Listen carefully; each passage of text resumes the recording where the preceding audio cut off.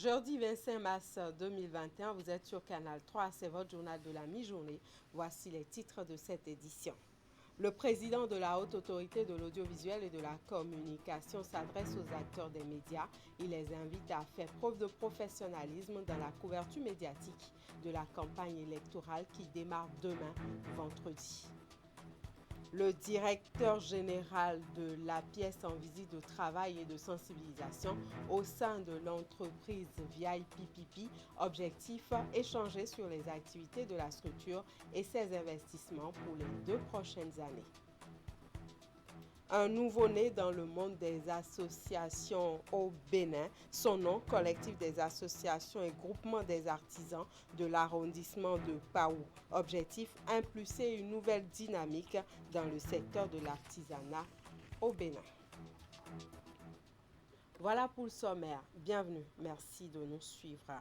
Et je l'annonçais en titre, la campagne électorale pour le compte du scrutin du 11 avril prochain démarre dans quelques heures, un moment de propagande et de persuasion au cours de laquelle les médias sont très sollicités. En cette veille de la campagne électorale, le président de la Haute Autorité de l'Audiovisuel et de la Communication s'est adressé aux professionnels des médias. Il invite les acteurs des médias à faire preuve de professionnalisme dans la couverture de la campagne. Je vous invite à suivre l'essentiel de son message.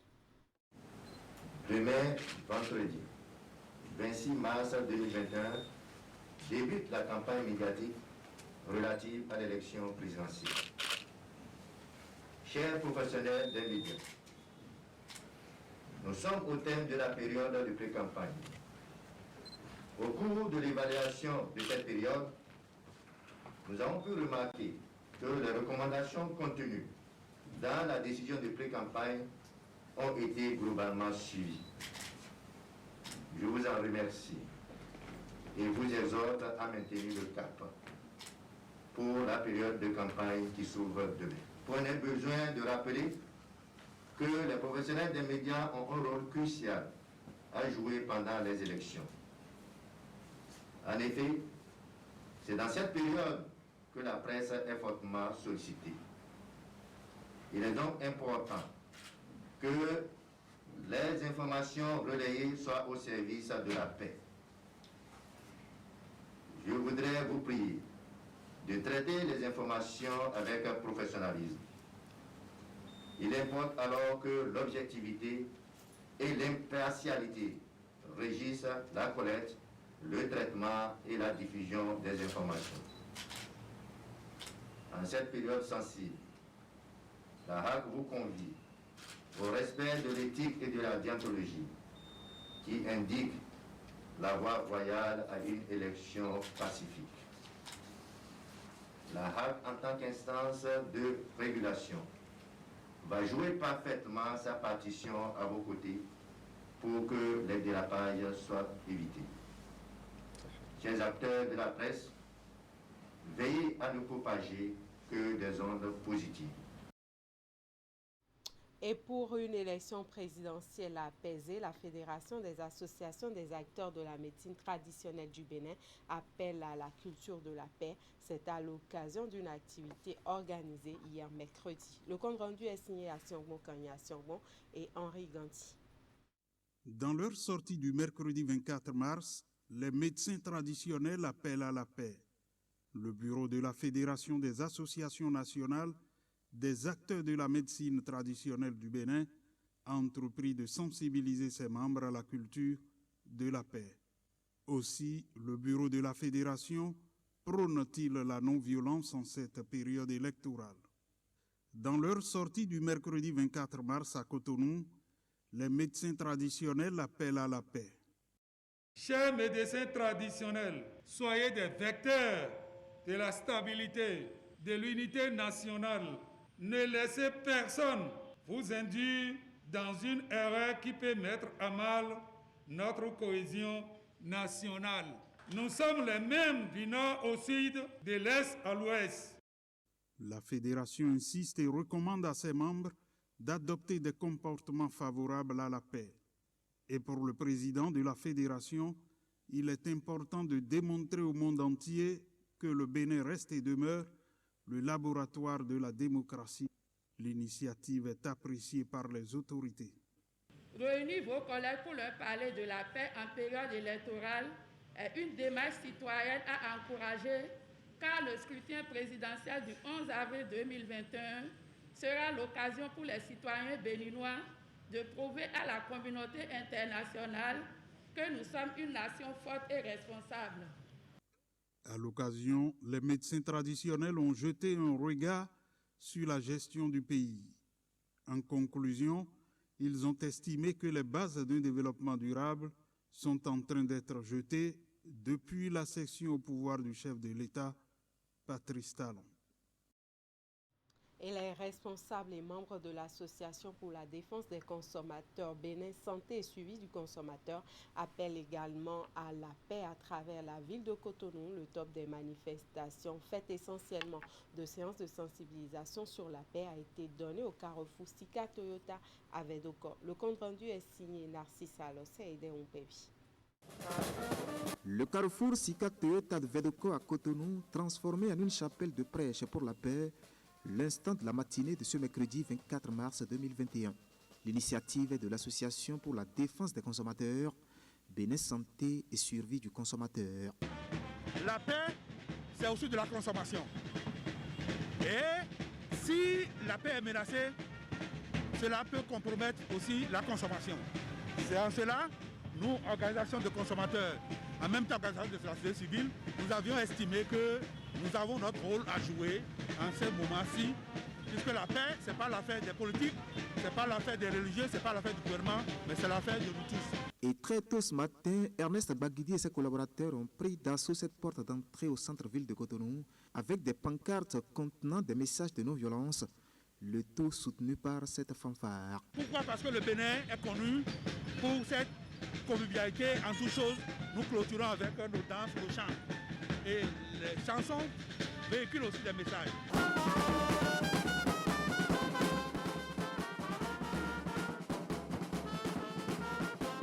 Les initiateurs, eux, justifient le choix de ce carrefour pour leur prêche.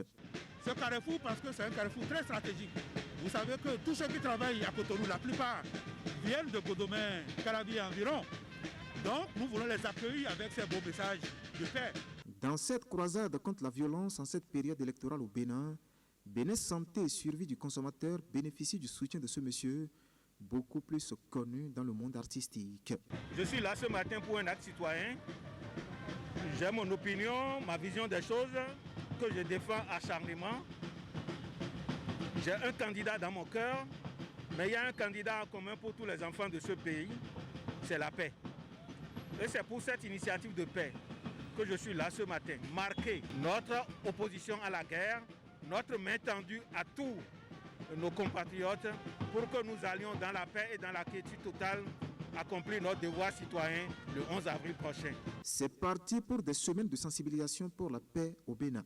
Tous les grands carrefours de la capitale économique du Bénin sont inscrits sur l'agenda de cette randonnée dont les initiateurs nourrissent l'ambition d'atteindre les autres grandes villes du pays. Autre chose maintenant, Justin Ekpeli-Pézé rejoint officiellement le Bloc républicain avec son mouvement Poursuivre la dynamique Talon. Il a été reçu hier mercredi par plusieurs députés du Bloc républicain venus accepter son adhésion au parti de la mouvance. La cérémonie a eu lieu au Champ d'Oiseaux à Cotonou. Le compte rendu est signé Uric Gaba et Elvis Tonokwa.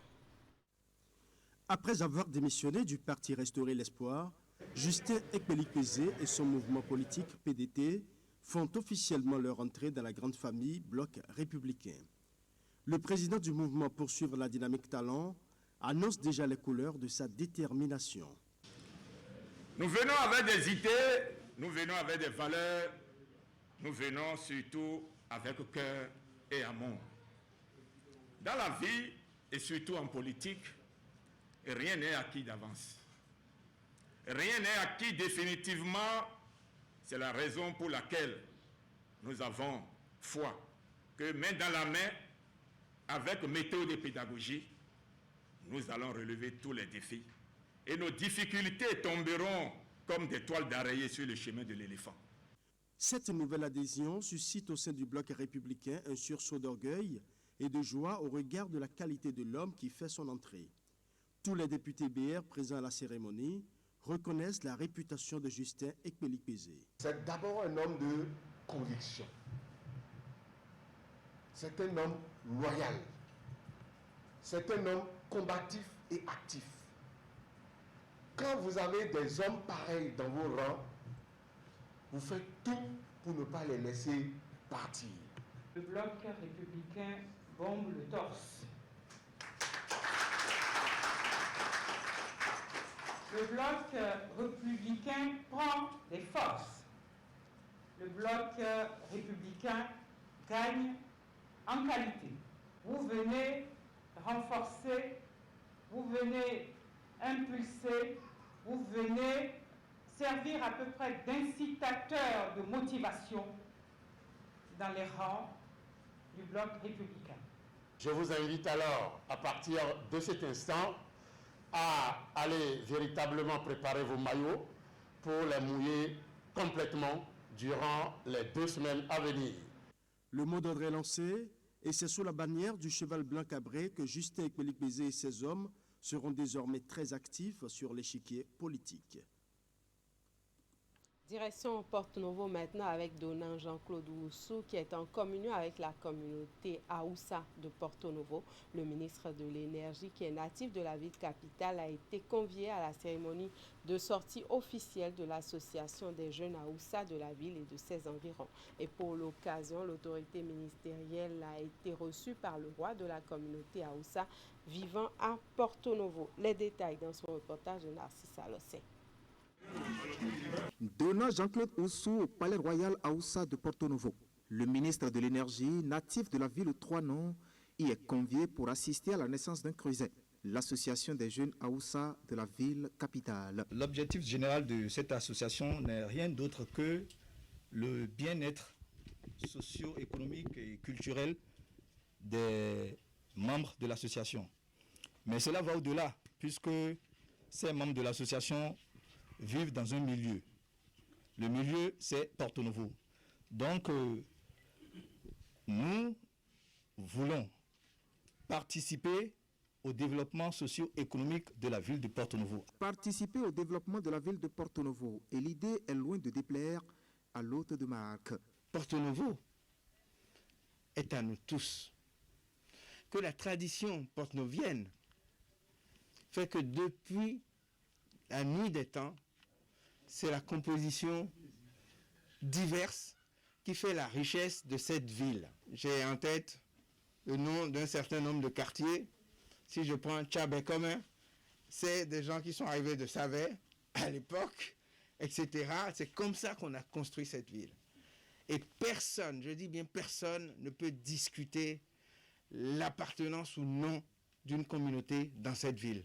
Nous sommes tous ici dans notre ville, à nous tous. Donald Jean-Claude Oussou donne ainsi sa caution morale à cette association qui vient de voir le jour en présence de Sa Majesté Sarki Mama Amissou Djifa, roi de la communauté Aoussa de Porto-Novo et bien d'autres têtes couronnées de la cité des Aïnovi. La jeunesse est la frange principale des habitants d'un pays. Il faut vraiment le prendre à bras le corps pour que l'avenir du pays soit un très bon avenir. Donc pour moi, je n'ai pas d'inquiétude parce que j'ai opté pour le développement et je me réalise comme un appui au développement. Je suis très content. Parmi les ministres du parti Talon, c'est Donald, le ministre de l'Énergie, qui est le premier à mettre pied dans un palais à Aoussa. Ça me fait beaucoup de joie. Ces gardiens de la tradition ont ensuite prié pour que la paix règne au Bénin au cours de cette période électorale. L'autorité, elle, dit avoir des sentiments d'honneur et de reconnaissance. De reconnaissance parce que j'ai compris que c'est la première fois qu'il y a un ministre de la République qui met le pied dans la cour royale. C'est dans la droite ligne de la dynamique insufflée par le président Patrice Talon dans notre pays. Il veut que ces ministres soient sur le terrain. Il veut que ces ministres soient au cœur du peuple. À en croire les explications, cela fait plus de 200 ans que la communauté Aoussa s'est installée à Porto Novo. Aujourd'hui, elle a résisté à l'épreuve de division entre membres, d'où ce creuset qui entend prendre sa part dans le processus de développement de la ville et donne à Jean-Claude Oussou ne lui marchande pas son soutien. Le mouvement Debout pour le développement du Bénin apporte son appui financier au duo de candidats Patrice Talon, Mariam Talata pour le financement de la campagne électorale dans le cadre de l'élection présidentielle du 11 avril prochain. C'est à la faveur du projet dénommé TC21, entendez Talon Caution 2021. Il s'agit d'une caution d'un peu plus de 800 000 francs CFA. Le chèque a été remis au ministre Jean-Claude Oussou. Un chèque d'une valeur de 839 300 francs CFA pour participer au financement de la campagne électorale du duo Patrice Talon-Mariam Talata, candidat à l'élection présidentielle d'avril prochain. Le geste du mouvement politique Debout pour le développement du Bénin à travers son projet Talon Caution 2021. Le chef de l'État, Patrice Guillaume Talon, est une grande opportunité que nous n'allons guère abandonner en si bon chemin. Car grâce à lui et par la conséquence de ces réformes, la jeunesse a retrouvé une confiance sur plusieurs plans au sein de la population. Selon ces jeunes, Patrice Talon a donné de l'espoir à la jeunesse béninoise en allant en guerre contre le sous-développement, devenant du coup une école pour toute une génération. Oui, le chantre du nouveau départ est devenu aujourd'hui une école pour les jeunes que nous sommes. L'homme est devenu pour nous ce miroir à travers lequel nous devons nous mirer pour écrire nos rêves de développement personnel et collectif. En recevant le chèque des mains de ces jeunes, donnant Jean-Claude Oussou a surtout mesuré le geste à sa juste valeur. Le geste que vous venez d'accomplir est un acte digne d'une jeunesse consciente et responsable.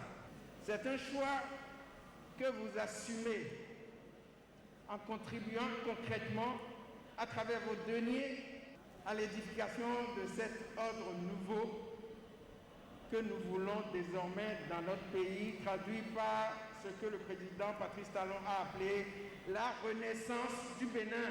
Une renaissance dans laquelle cette jeunesse est en train d'écrire une belle page de l'histoire que Patrice Talon écrit depuis 2016, a ajouté l'émissaire du chef de l'État avant de poursuivre en ces termes. Pour moi, ce chèque est aussi la preuve que Patrice Talon et son duo est votre idole politique, votre mentor, le leader politique incontesté et incontestable en qui vous reconnaissez votre modèle.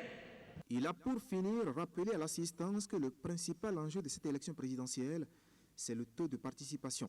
En retour, son auditoire a promis d'être un courant de paix au cours de cette période électorale. Et je l'ai annoncé au début de ce journal, le directeur général de la pièce en visite de travail et de sensibilisation au sein de l'entreprise VIPP, objectif échanger sur les activités de la structure et ses investissements pour les 2 prochaines années. Précision dans ce reportage de Clément Achadé et de Henri Ganti. Le directeur général de la pièce et ses collaborateurs dans les locaux de l'entreprise VIPP Intertis ce mardi. Laurent Gangouès est ici pour une visite de travail et d'échange avec les employés de cette entreprise française qui a démarré ses activités au Bénin depuis novembre 2018. La visite en question s'inscrit dans le cadre des rencontres régulières de la pièce aux entreprises pour faire le point des investissements déjà réalisés par le groupe avec à la clé 1200 emplois créés. Des échanges, on retient que les investissements à venir permettront encore de doubler le nombre d'emplois créés par VIPP au Bénin.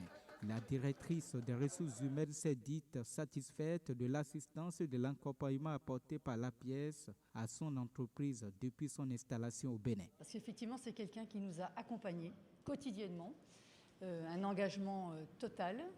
Et en plus, il fait ce qu'il dit, donc vraiment, c'est ultra performant et très bien pour l'entreprise. Voilà. Et nous, on est ravis d'être au Bénin, ça je confirme. Voilà. J'ai été subjuguée par effectivement la jeunesse d'ici, puisque je suis en charge entre autres du recrutement. Donc je peux vous dire que la jeunesse africaine est hyper dynamique, hyper engagée. C'est vraiment l'avenir de demain. C'est des gens volontaires et qui travaillent et ils m'ont vraiment subjuguée. Cette visite de l'entreprise VIPP Intertis fait suite à celle déjà effectuée par le directeur général de l'APS et ses collaborateurs auprès de plusieurs investisseurs dans le cadre de l'assistance et de l'accompagnement de ces entreprises. Laurent Gangbès a saisi l'occasion pour appeler les employés à aller accomplir leurs droits civiques le 11 avril prochain. J'ai voulu particulièrement venir aujourd'hui dans cette entreprise pour porter 2 messages. Le premier message, c'est de leur dire à ces jeunes qui sont à peu près 1200, qui sont aujourd'hui, qui ont un emploi en contrat de travail à durée indéterminée, de leur dire qu'ils ont une chance formidable de travailler dans cette entreprise et que nous ferons tout pour multiplier les chances pour d'autres jeunes de pouvoir travailler dans des entreprises performantes. J'en ai profité pour leur demander, compte tenu de l'actualité, de pouvoir se mobiliser pour aller effectuer leur devoir de citoyen, de se mobiliser eux, de mobiliser autour d'eux pour aller voter le 11 avril lors des élections présidentielles. La jeunesse, c'est l'avenir de notre pays et nous devons tout faire pour donner à la jeunesse des conditions qui lui permettent en fait de s'épanouir, de trouver un emploi. Pour finir, Laurent Gangbès a remercié son hôte et l'a rassuré sur la qualité de l'accompagnement du gouvernement que continuera à lui apporter la pièce. Laurent Gangbès a pris congé de ses hôtes en lançant le mot d'ordre les appelant à sortir massivement à accomplir leurs droits civiques le 11 avril prochain. En campagne pour la paix dans la région des collines, Gabin Aloyon était sur le terrain. L'initiateur des échanges avec les rois dans les différents palais royaux de la zone a rencontré cette fois-ci les femmes des groupements et les organisations de jeunes. Les discussions ont tourné autour des comportements responsables à adopter en période électorale pour éviter les actes de violence. Suivez. Face aux femmes de Logozoré dans la commune de Savalou, Gabin Aloyon est porteur d'un message de paix. La rencontre s'inscrit dans la même optique que sa récente tournée dans les palais royaux du département des Collines. Elle a été l'occasion pour le président du mouvement Consensus National, membre du parti de l'Union progressiste, d'entretenir ses invités sur la nécessité d'éviter tout acte susceptible de mettre à mal la quiétude des populations en cette période sensible. Nous sommes dans une période très sensible où nous devons rester très mobilisés pour la paix. Nous devons éviter des troubles, nous devons éviter la violence, car la violence ne contribue à rien. La violence, c'est le début que nous connaissons, mais la fin est indéterminable. Nous sommes à Logozoré pour demander aux populations de sortir massivement pour voter, accomplir leurs devoirs citoyens et civiques le 11 avril 2021 pour que le taux de participation dans cet arrondissement et dans la commune de Savalou en général avoisine 90%. J'ai des frères qui sont venus de Banté. Banté, que cela soit dit, n'est pas un bastion imprenable. Banté n'est pas un fief de l'opposition. Les rois nous ont parlé depuis Banté, depuis Dassa, depuis Savalou, depuis Savé. Le vote aura lieu le 11 avril. Et il n'y aura rien. La démarche, selon l'initiateur, est pédagogique. Elle vise à disséminer partout dans la région des semences de paix. Le rendez-vous de Logozoré a également permis d'exposer aux membres des groupements de femmes ou d'organisations de jeunes présents les acquis de la gouvernance de la rupture matérialisés par de multiples réalisations effectuées dans divers domaines. Présent à la rencontre, le premier adjoint au maire de Savalou et coordonnateur communal UP a salué l'initiative de son camarade politique.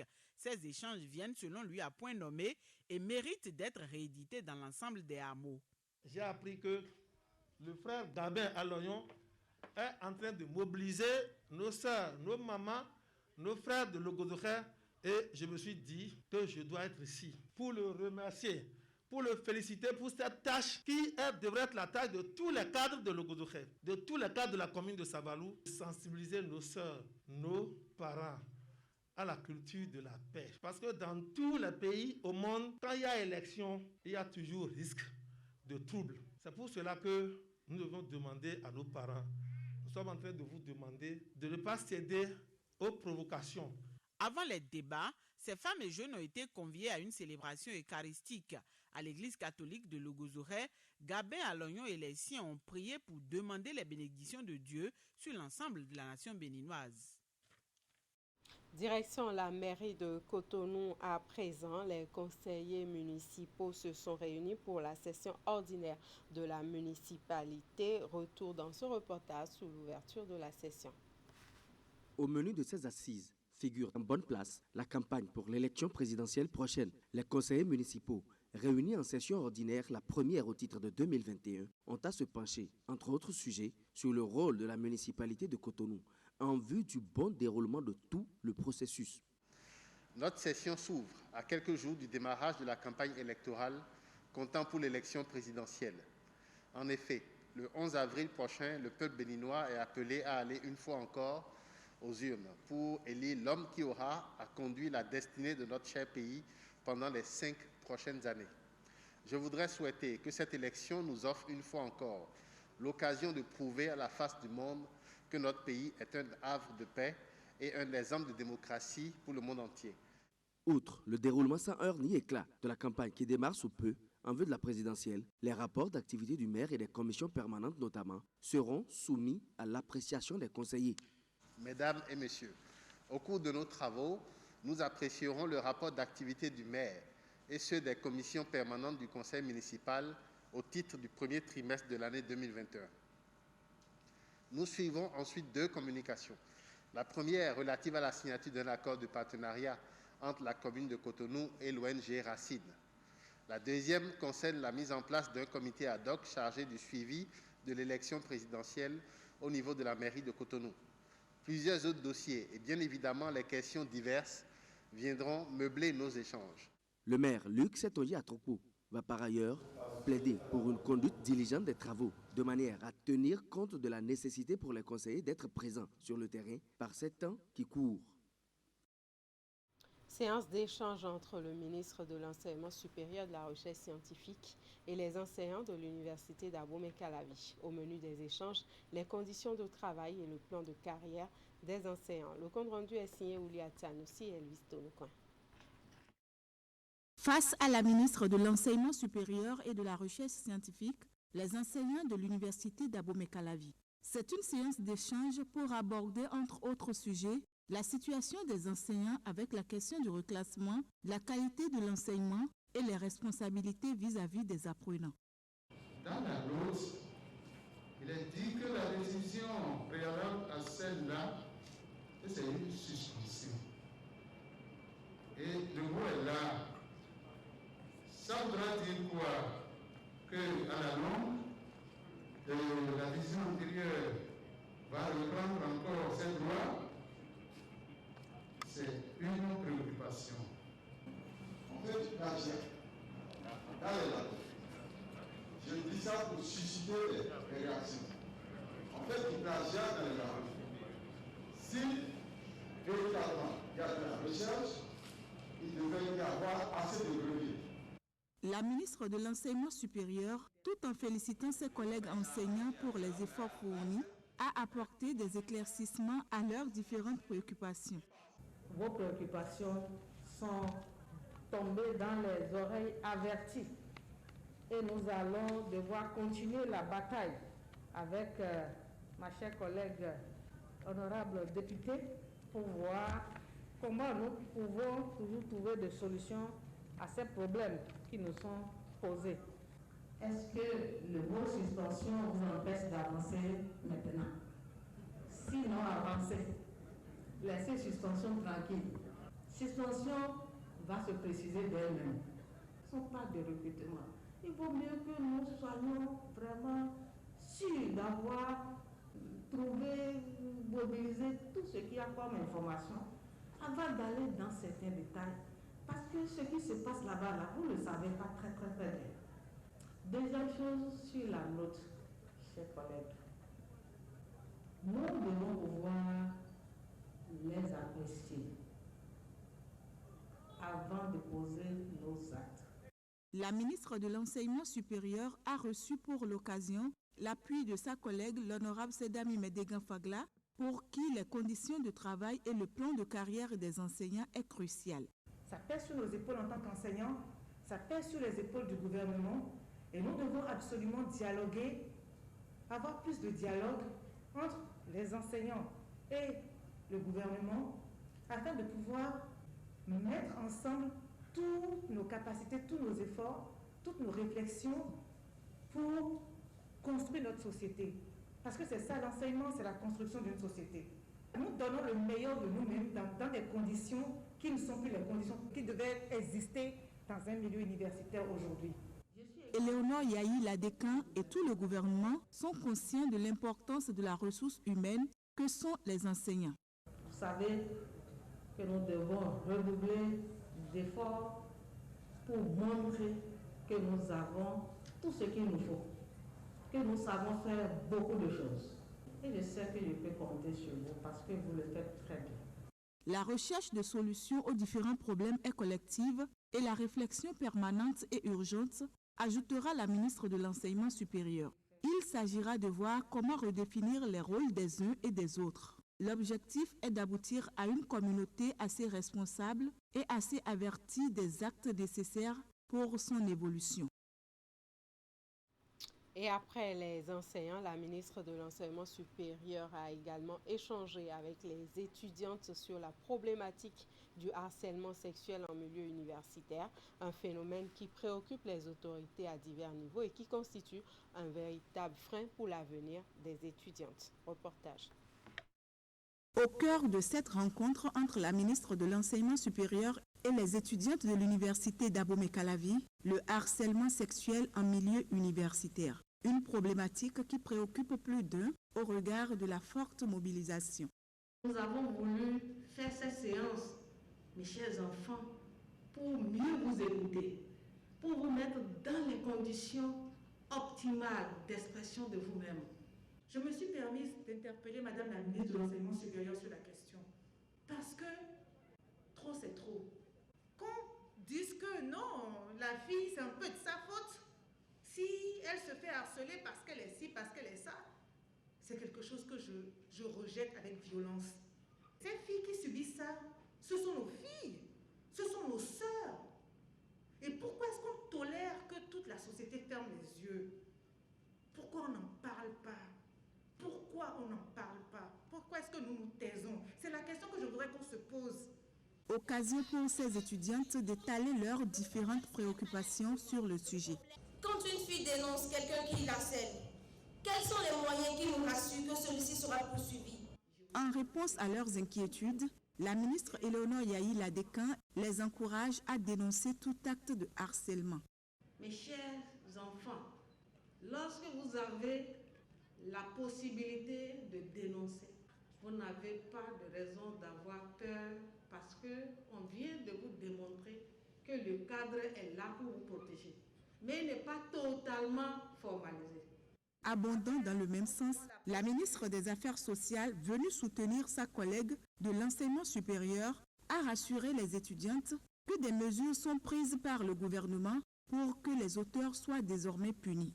J'ai entendu une question très importante tout à l'heure. Quand on dénonce, rien n'est fait. Vous allez voir que ce ne sera plus le cas parce que l'éthique sera placée au centre de l'enseignement, de l'éducation. Et tout enseignant qui va se livrer à des actes répressifs de cette nature verra sa carrière en prendre un coup et se verra face à la justice. En tant que père de famille, en tant que responsable, c'est que nous devons prendre toutes les mesures pour protéger nos jeunes filles, pour protéger nos sœurs du comportement anormal, du comportement pathologique de ces divorcés sociaux, de ces personnes qui ont besoin de traitement. Et les textes doivent prévoir, de mon point de vue, d'aller jusqu'au traitement, obliger des gens qui sont malades à se faire traiter. Au-delà des conseils reçus de toutes et de tous, les étudiantes ont exprimé leur joie à la ministre Éléonore Yahi Ladécan pour son soutien dans ce combat. Ce qu'on m'a retenu est que Le harcèlement sexuel est un fléau que nous devons bannir de la société parce qu'elle a des conséquences qui ne permettent pas le développement de notre pays. Cette séance, c'est d'abord un événement très important et riche pour nous. Et apprendre qu'il y a des réformes qui sont là pour nous protéger, pour nous éviter ces maux qui nous menacent, me faire très très plaisir. L'autorité ministérielle a également salué les différentes actions menées par le rectorat, notamment la mise en place du conseil d'éthique et l'observatoire du genre de l'UAC qui travaille à lutter contre le harcèlement sexuel en milieu universitaire.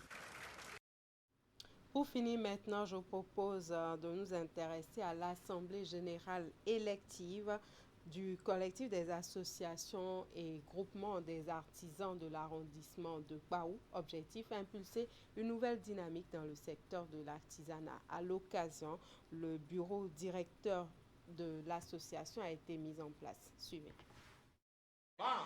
Après plusieurs années de divergence, les associations et groupements des artisans de l'arrondissement de Paou, commune de Ouidah, se mettent ensemble pour parler d'une même voix.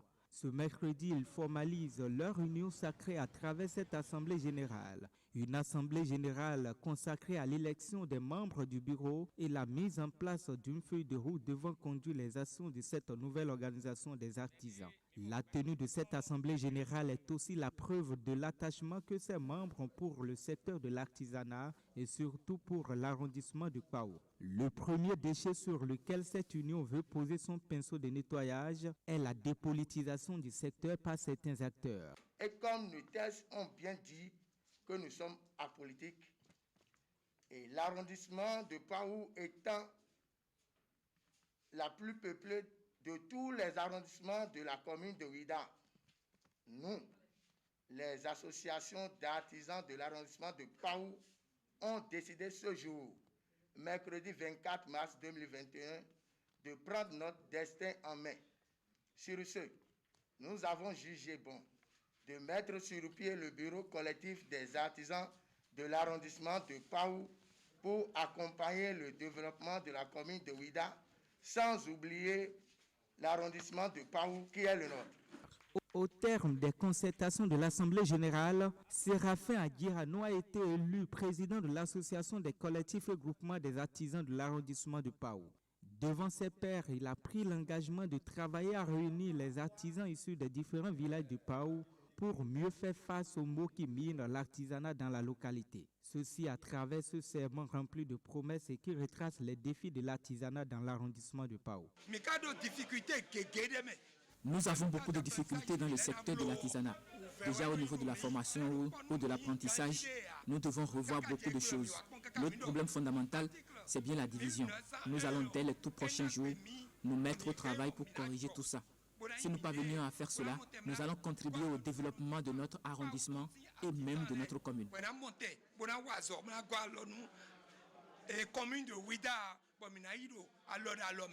Le bureau exécutif du collectif des associations et groupements des artisans de Paou fonde sa légalité et ses statuts sur la loi 1901 de l'Organisation internationale du travail. Avec ce nouvel engagement visant à redorer le blason de l'artisanat dans l'arrondissement de Paou et la commune de Ouidah, les membres de ce collectif veulent sonner le glas de la division des acteurs pour un avenir meilleur.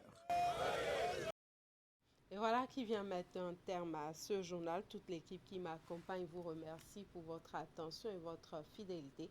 Passez d'agréables moments en compagnie des programmes de Canal 3 Bénin.